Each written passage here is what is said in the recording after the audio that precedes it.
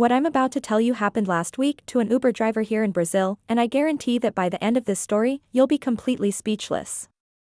Just imagine, you're working a random night, trying to earn a few extra bucks, and suddenly your entire life falls apart in a matter of seconds.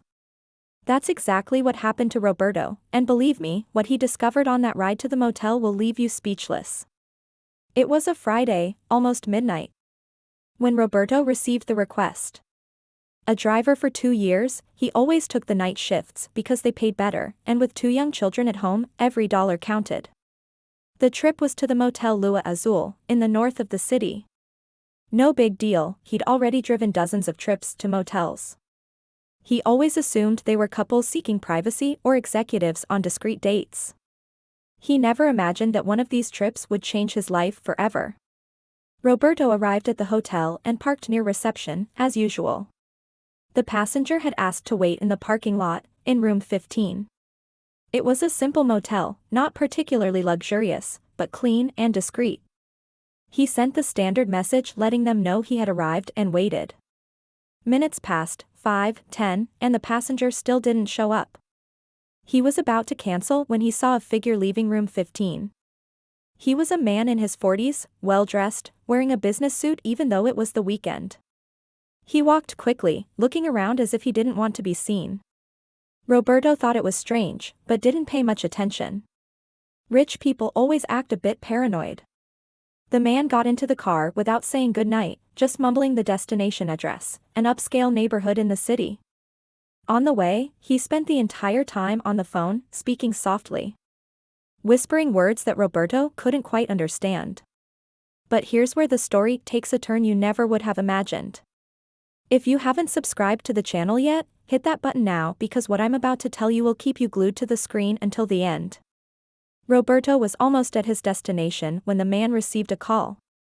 And what he heard on the other end completely shattered his world. The voice was feminine, affectionate, saying, "Honey, did you get out without any problems? I miss you, I can't wait for you to get home." Roberto felt something strange in his chest. That voice was too familiar. Too familiar. The man responded with the same affection, "I'm almost there, my love. Everything was perfect, as always. I love you." And then Roberto knew for sure. That voice on the other end of the line was Mariana's. His wife. Mother of his children. The woman he'd been married to for 8 years. Roberto's heart raced. His hands began to tremble on the steering wheel. He glanced in the rearview mirror and truly noticed his passenger's face for the first time. Gray hair at the temples, glasses, a satisfied smile on his face. Roberto had never seen the man in his life, but apparently his wife knew him very well. Very well indeed.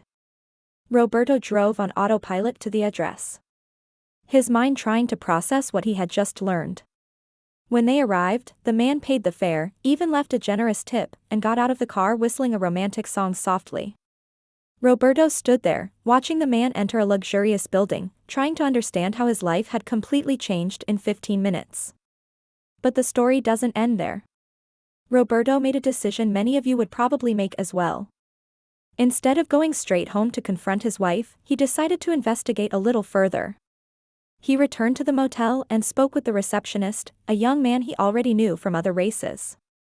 And what he discovered was even more shocking than the phone call he heard in the car.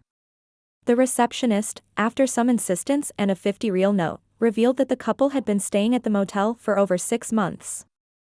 Always on the same Friday, always in the same room, always with the same routine. The woman would arrive first, in her own car, and wait.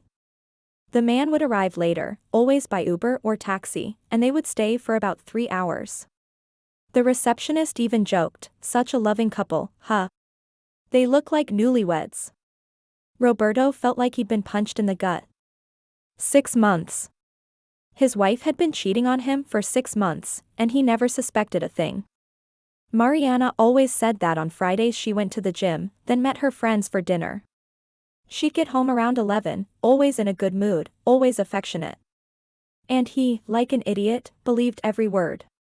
The most painful discovery came when Roberto realized that same Friday, before leaving for work, Mariana had kissed him and said, "Work carefully, love. When you get home, I'll be asleep, but tomorrow we'll make a special breakfast for the kids." She had lied, looking him straight in the eye, knowing exactly where she was going and what she was going to do. Roberto drove home in complete silence, mentally rehearsing what he was going to say. How would he confront his children's mother? How would he explain to two children, ages 6 and 4, that mom and dad were no longer living together? How would he rebuild a life that had crumbled in a single night of work? When he got home, Mariana was in bed, pretending to be asleep. Roberto stood in the bedroom doorway watching her for a few minutes, trying to understand how someone could live such an elaborate lie for so long. The next day, he calmly confronted her, telling her exactly what had happened and how he'd found out. Mariana's reaction was exactly what you're imagining. First, she denied everything, then tried to blame him for working too much. For not paying enough attention, for not being as romantic as he used to be. But when Roberto mentioned the receptionist's name and the details that only someone who truly knew the situation would know, she broke down and confessed everything. The most surprising thing about this whole story is that Roberto didn't feel angry. He felt a deep sadness, but also a strange relief. He finally understood why Mariana had seemed distant in recent months, why she was always on her phone, why she had lost interest in the things they used to do together. The pieces of the puzzle finally fell into place. Today, 3 weeks later, Roberto is getting divorced and rebuilding his life. He still drives for Uber, but avoids taking trips to motels. He says he can no longer look at those places without remembering the worst and best night of his life. Worse because he discovered the betrayal, better because he finally learned the truth and can move on. The lesson from this story is that life sometimes puts the truth right in front of us in the most unexpected ways. Roberto could have spent years without finding out anything, living a lie. But fate would have it that he would be the very driver who picked up his wife's lover that night. If this story impacted you as much as it did me, please like and subscribe to the channel for more real-life stories that will make you reflect on life.